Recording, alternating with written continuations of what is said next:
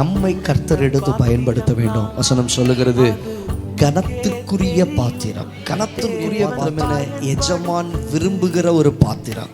இன்னைக்கு அநேக நேரத்தில் நம்முடைய பாத்திரம் எப்படி மாறுதுன்னா, நம்ம வேண்டான்னு ஒதுக்கி வைக்கிற பாத்திரமாக மாற்றப்பட்டு இருக்கிறோம். இல்லைங்க, எஜமான் விரும்பி எடுக்கக்கூடிய ஒரு பாத்திரமாக. வீட்டில் ஒரு டீயை குடிக்கணும்னா கூட, இல்லை ஒரு ஆகாரத்தை சாப்பிடணும்னா கூட நம்ம என்ன சொல்கிறோம்னா, அந்த பாத்திரத்தில் எடுத்துக்கொடு. ஏன்னா எஜமான் அந்த பாத்திரத்தை அவர் விரும்புகிறார்.